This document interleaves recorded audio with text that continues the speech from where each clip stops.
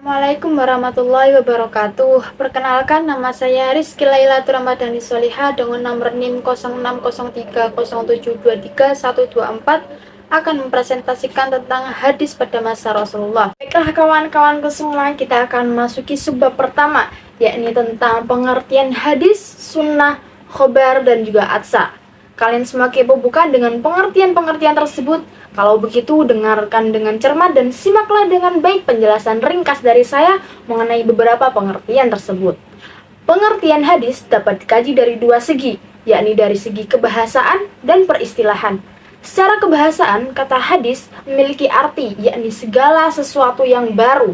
Dari segi istilah, terdapat perbedaan pengertian atau definisi tentang hadis antar berbagai kalangan ahli, antaranya dari kalangan ahli hadis dan ahli usul. Nah, menurut ahli hadis mendefinisikan hadis dengan sesuatu yang disandarkan pada Nabi Shallallahu Alaihi Wasallam, baik perkataan, perbuatan, takrir ataupun sifatnya.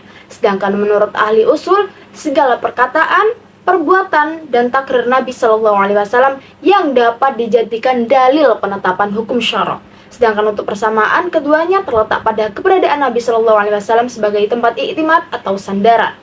Nah, yang kedua ada pengertian sunnah. Istilah sunnah juga populer digunakan untuk menunjukkan segala sesuatu yang disandarkan pada Nabi Shallallahu Alaihi Wasallam.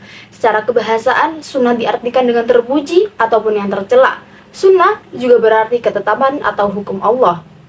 Secara istilah, definisi sunnah antara ahli hadis, ahli usul, dan ahli fikih terdapat perbedaan. Segala yang datang dari Nabi diterima utuh sebagai adanya tanpa membedakan keberadaannya.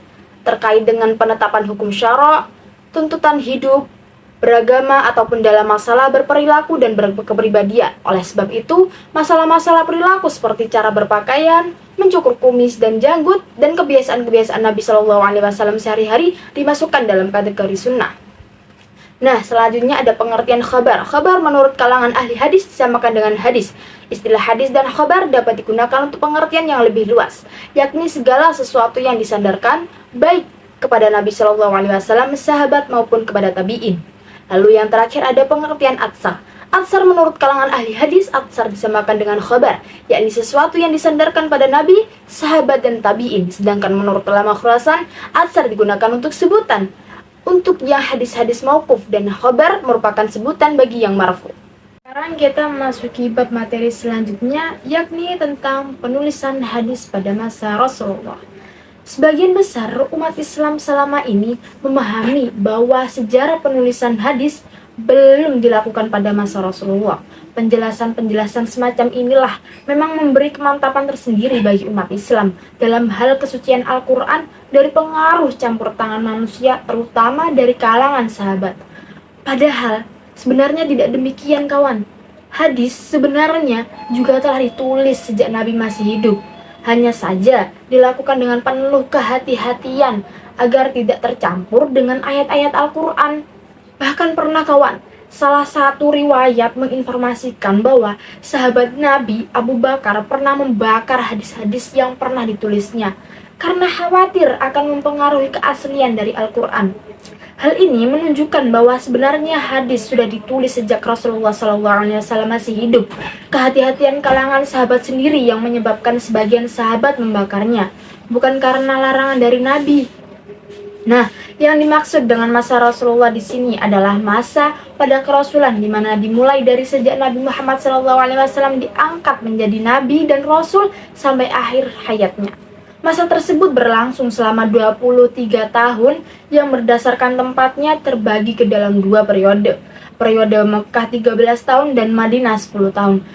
Pemilahan tersebut juga diistilahkan dengan periode sebelum hijrah dan periode sesudah hijrah. Kita memasuki bab ketiga, yakni tentang cara menerima dan menyampaikan hadis di kalangan sahabat. Nah, teman-teman, ada beberapa cara para sahabat memperoleh hadis dari Nabi Shallallahu Alaihi Wasallam. Di antaranya, yang pertama, melalui majelis-majelis pertemuan yang dilakukan Nabi di tengah para sahabat, yang memungkinkan mereka berkesempatan besar untuk memperoleh hadis, di mana Nabi menggembleng para sahabat dengan wahyu serta fatwa-fatwanya. Lalu yang kedua, ada melalui berbagai informasi atau peristiwa yang menimpa Rasulullah Shallallahu Alaihi Wasallam, sehingga Rasulullah Shallallahu Alaihi Wasallam menjelaskan suatu peristiwa yang dialaminya dan menjelaskan kedudukan hukumnya kepada para sahabat yang hadir.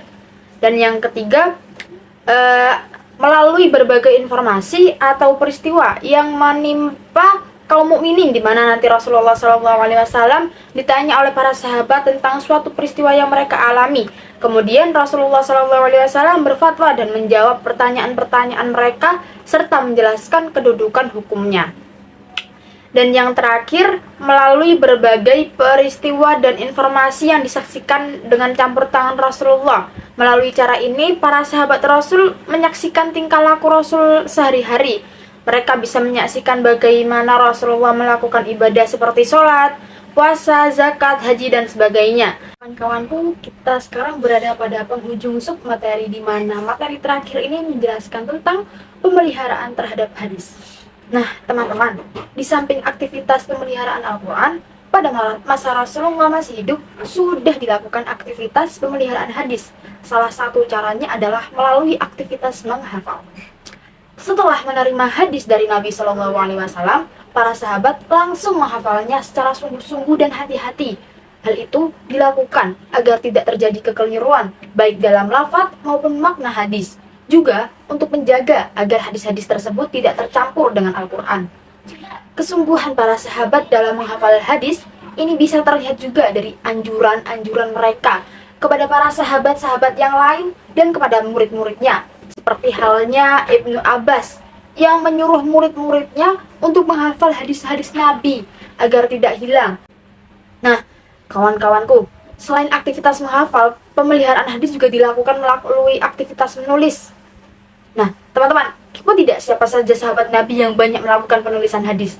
Nah, sahabat Nabi yang melakukan penulisan terhadap hadis ada Abu Bakar As-Siddiq, yang menurut Aisyah, Abu Bakar ini telah mengumpulkan hadis Nabi sebanyak 500 buah hadis, loh teman. Banyak bukan? Nah, yang kedua ada Ali bin Abi Thalib yang merupakan salah satu penulis pribadi Rasulullah SAW yang terpercaya. Ia juga memiliki catatan hadis yang diterimanya dari Rasulullah SAW.